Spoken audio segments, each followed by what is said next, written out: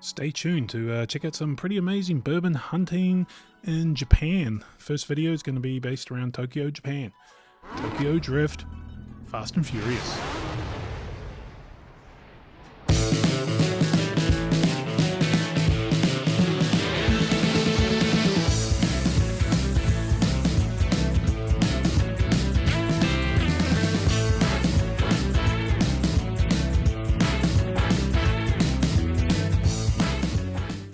So this was April 2023 Spring Blossom Festival.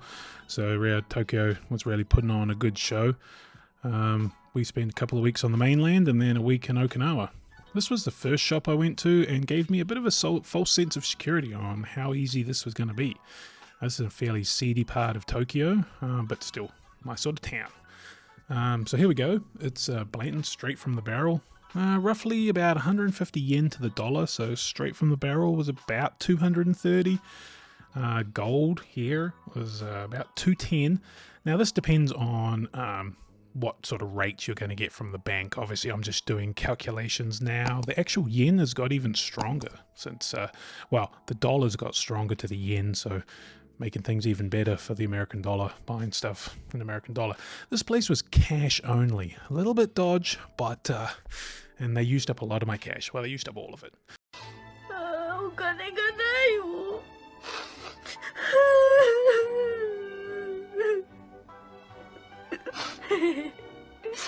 There's some, this store had a lot of really, unique stuff and also a lot of stuff you can get in the US, so like I say, this was one of the better stores.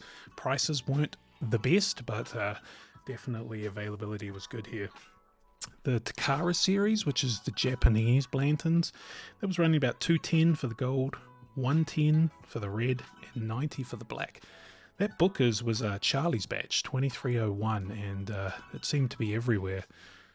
For example, there's some Knob Creek 9 in the rye, which was a little bit more expensive. That Eagle Rare, for example, was about $50. And that Yellow Rose of Texas there, that was running about $40 to $50. It's a Heaven Hill product that they drag out just to keep the name every couple of years, apparently. There was a lot of Maker's Mark, some really interesting Maker's Mark, and Wild Turkey 12. Like, Wild Turkey 12 is a delicious pour. Really wish they had that over here in the US, and that was running about $60 plus conversion fees, so very reasonable bottle. Rare breed, but what you wanted to find was the non-chill filtered rare breed, which that one was not. And then some dusty old stuff like this Jack Daniel's Master Distiller thing.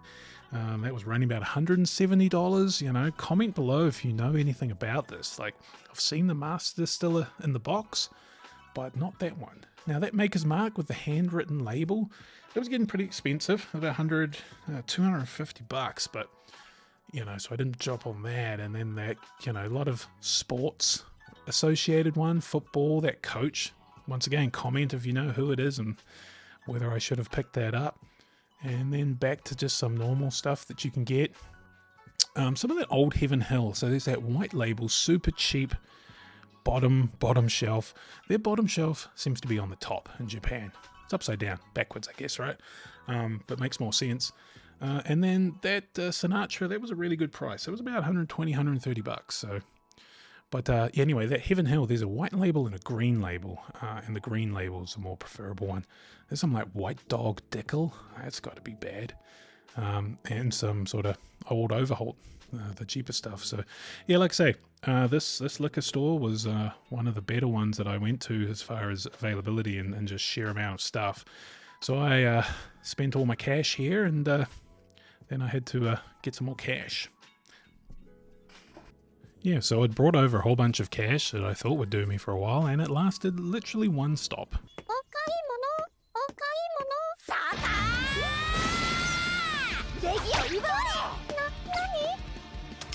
So, out of cash, on to the next one.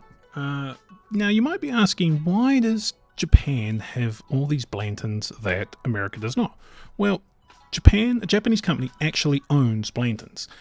When the George T. Stagg distillery was sold, it wasn't Ancient Age owned it, and they sold it to what became Buffalo Trace, but they didn't sell all the brands, and one of the brands Ancient Age kept was Blanton's. So really, Blanton's is produced at Buffalo Trace, but is not owned by Buffalo Trace.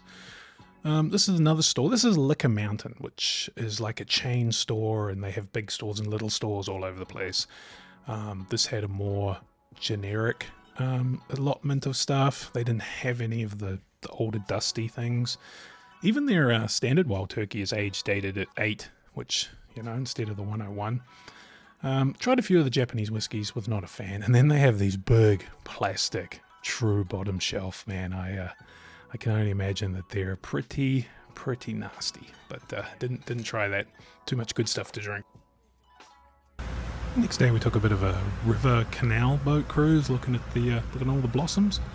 It was really nice. Nice weather, lots of blossoms. Got any Blantons? Got any Blantons up there? Now I was pretty excited to go to this place. This place is called Bottle Off. It's in these little side streets in one of these market areas of Tokyo. This place specializes in used bottles, which was right up my alley, so I thought it'd be good. This store did have some interesting bottles, but they did piss me off, so I ended up not buying anything from here. You know, well, like I say, comment below if you see anything I should have picked up. Now, this Old Forester, I did. It had a sticker on it that said 16,000 yen. Yes, that label says 33, but it also says Gentleman Jack. So anyway, I thought about it and took it up to them, and then they said no, the label was wrong, and then they came back with that sticker saying Gentleman Jack at 33,000. And I said, well, no, that's not Gentleman Jack. And anyway, so he went and typed it up on the computer and came back with a price of 33,000. So at that point, I was just like, regardless of whether it was worth it or not, I said no. But you know, a lot of Scotch, you know, Irish and Scotch stuff, and some really weird things here, you know. Comment if you see anything that you would have picked up. The prices here were a little bit more expensive than where I found later on in my trips, but still, you know, this is the sort of stuff you don't really see in the US, right? These old secondhand ones.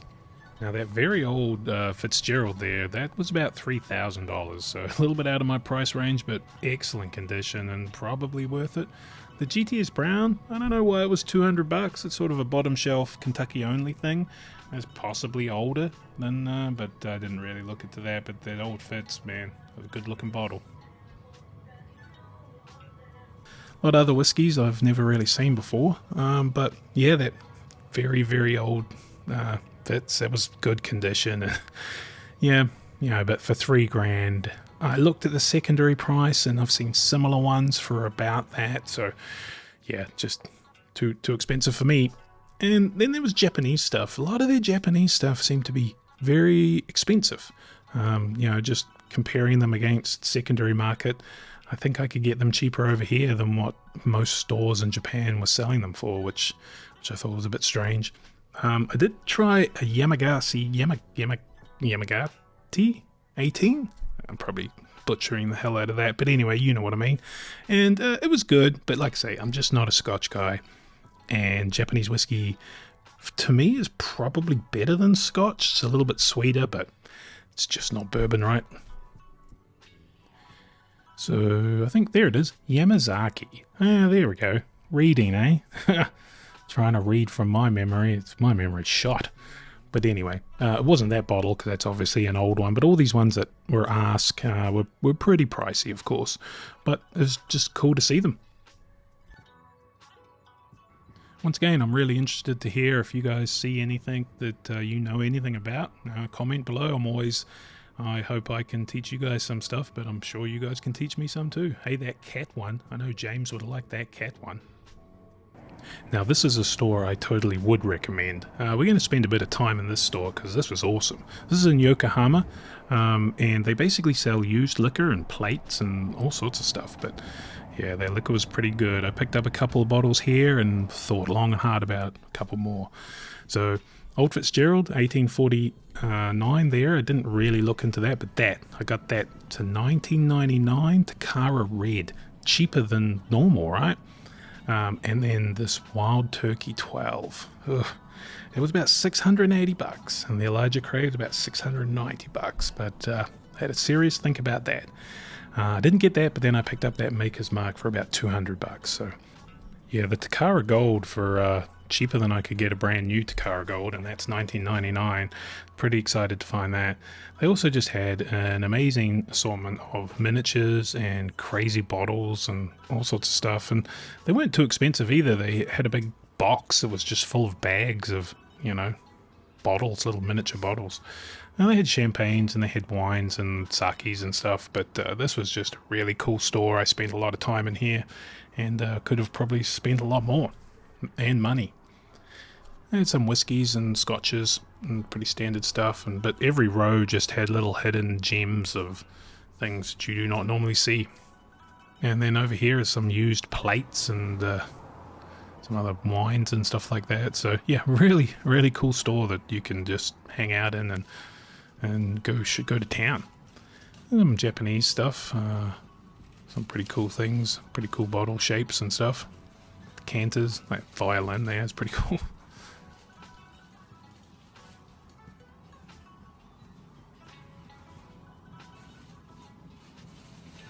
And I know I keep saying it, but yeah, if you want to slow it down and point out anything there that you guys know about, there's just so many different whiskies and cognacs and stuff that I know very little about. That one there looks pretty cool. Don't know what that is.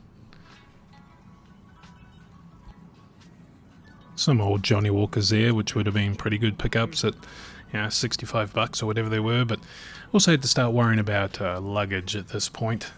So already had a ton of stuff. There's me in the mirror. There's me in the mirror. And there's my Takara Red. Can't wait, that's sitting on my shelf now. And cheesy gold foil. I had to think long and hard about that guy, because apparently that is a very, very delicious pour, and had a beautiful tube back there. I should have looked at the back of that Elijah Craig 18. They have a bottle date and a barrel date on it. I was so enamored, I think, by the cheesy gold foil, I didn't really think about the Elijah Craig.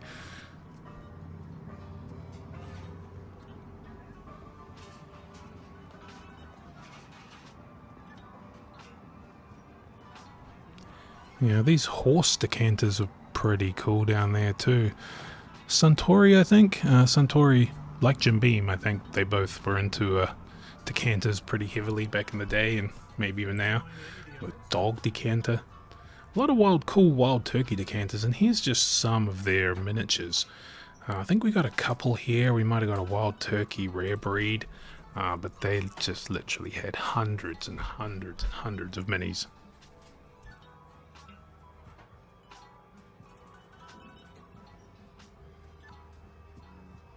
And if you check out one of my shorts, it'll show you some of these. It was miniature Old Foresters that came in this little packet that had like a cityscape.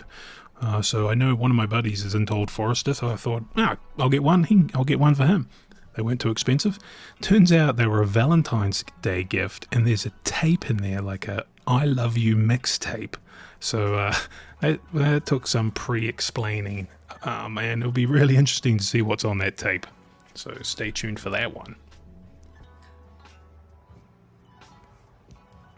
And now, after our flight got cancelled, we went and stayed at a Hilton not too far from the airport in the bay in Tokyo, and this was another amazing store. This was attached to the Hilton, and it just had some incredible bottles. Really, really high-end, really fancy. It even had the unicorn of unicorns, which I will show you here in a little bit. I ended up picking up a couple of bottles from this store, nothing down here in the Scotch, but still had some pretty interesting things that you just don't see in other places. Like an old blue label there, platinum label Johnny Walker, a really old red label Johnny Walker for a reasonable price, 10,000 yen, so you know, what's that, $60? Crazy. Just be good to try some of the older stuff, you know. All the older things I've tried have just been so much better than the modern bourbons. It's quite incredible. There's some IW Harper. That 101 was pretty interesting. There was another gold label for 33, but that was modern. Same with that black ancient age there for 7,000 yen, pretty cheap. I did look at some of this stuff. There was one coming up here, an old Yellowstone, a Maker's Mark, similar to the one that I got, but a lot more expensive. And I looked at that Nathan Stone. I think it's a Heaven Hill product. Comment if I'm completely full of shit. And then we're getting up here to some of the top shelf stuff. That Booker's, what was that, a C87.